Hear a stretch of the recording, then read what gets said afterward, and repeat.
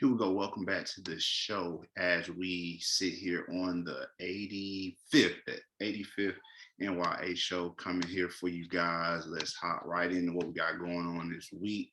Hope everybody had a great week. Hope you have a good 4-day weekend if that's what you get. And I appreciate the feedback on the last episode. But let's get right into the stories of this week. So Biden is planning to award the Medal of Freedom to Biles McCain Guilfords. So we have President Joe Biden will present the nation's highest civilian honor, the Presidential Medal of Freedom, to 17 people, including actor Denzel Washington, gymnast Simone Biles, and the late John McCain, the Arizona Republican with whom Biden served in the U.S. Senate. His honor, and of course, his honor list, which the White House has shared with the Associated Press, has both living and deceased recipients, as well as, he was given this medal a week before Obama left his last week. Barack Obama gave it to Joe Biden.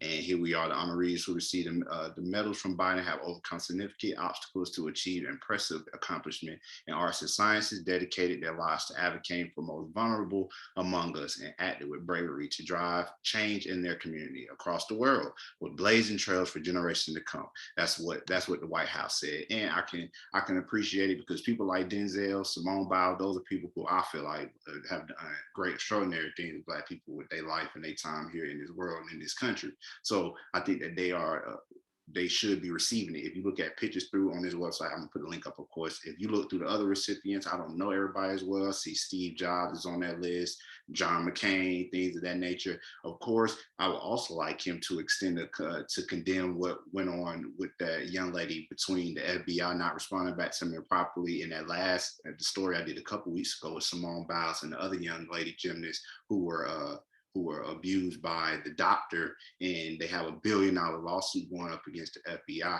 So it'd been nice if he throw his little 2 cents when he presented, just to say that he stands with her in that situation as well. Because what better than the president to really stick his chest out if that's really what he stands for. He put that medal up. She given her a medal for something that she did in this country, but you got to also acknowledge what happened to her during those times as well. So if you want to do that, also stand up there and condemn what happened at that time. Yeah, I think that's only fair.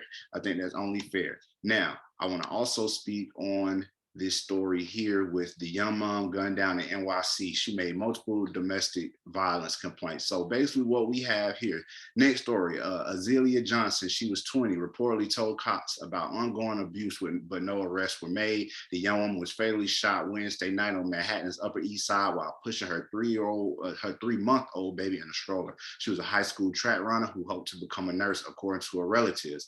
She was gunned down at the corner of Lexington Ave and 95th Street at around 8:23 p.m., authorities said. Responding officers found her unconscious and she was taken by ambulance to the nearest metropolitan hospital. Doctors pronounced her dead at the hospital at 9:19. A senior law enforcement told her that the child was uninjured. Speaking of the condition of the anomaly, the officer said that the unknown assailant, who was wearing a black hoodie and some sweatpants, walked away from the scene towards 3rd Ave after shooting once in the head point blank. Johnson was planning to meet the baby's father that night.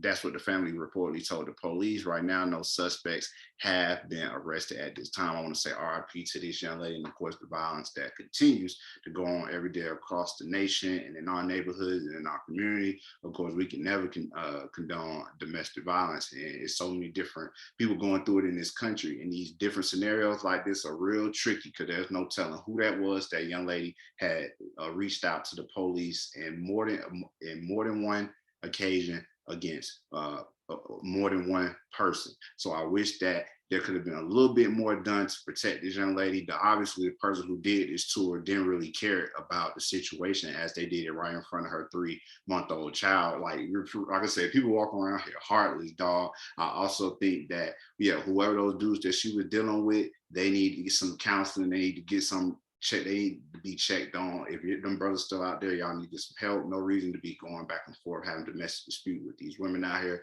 Get you some homies. You got no homies, get you some help. If you can't get no help, then I need to post some hotline links for you or something. The same thing with the ladies too. If you going back and forth with these fellas and things of that nature, we need to get some counseling done. We need to get some things, get stuff off your chest. But y'all can't be going out like that, because these situations right here happen, and here we are. That child's gonna have to live with that and pieces up, pick up the pieces, and believe it or not, we'll have to deal with the scars from that in the future themselves. So you got to also take that into account when you talk about situations like this. Now, in closing, the last story, the inventor of the world's first cell phone say you need to put your device down and get a life. The inventor of the first cell phone said he's stunned by how much time people spend on their devices, telling users to get a life. Martin Cooper, who is 92 years old, made a declaration during an interview with the BBC Breakfast on Thursday, responding to a co-host who claimed she willed away unwards of 5 hours per day on her phone. Do you really? You spend 5 hours a day? Get a life, he stated before bursting in laughter. Chicago-based Cooper invented the Motorola Dynatouch 8000X, the world's first cell phone, back in 1973. Said, what a picture. Ooh, that big body joint, boy. You created a brick, my boy.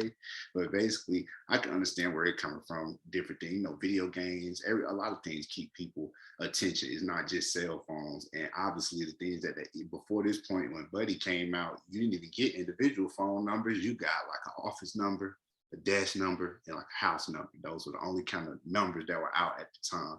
So I'm not mad at him for his perspective when it does come to the evolution of how much time people spend on their phone. But he probably spend just as much time on something else that he do. 92 years old, you spend your time doing something. You might be playing too much Sudoku, my boy, or doing too many puzzles throughout the day.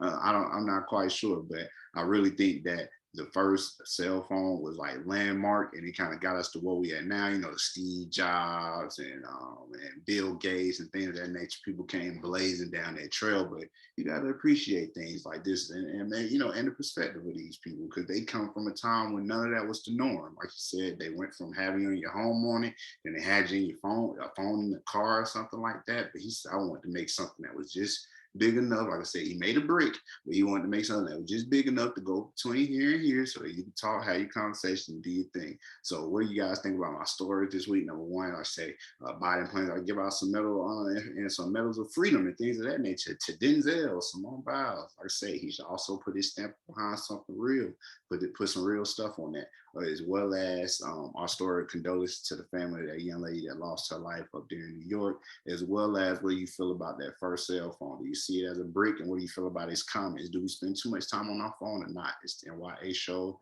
episode 85, and I'll see y'all next time.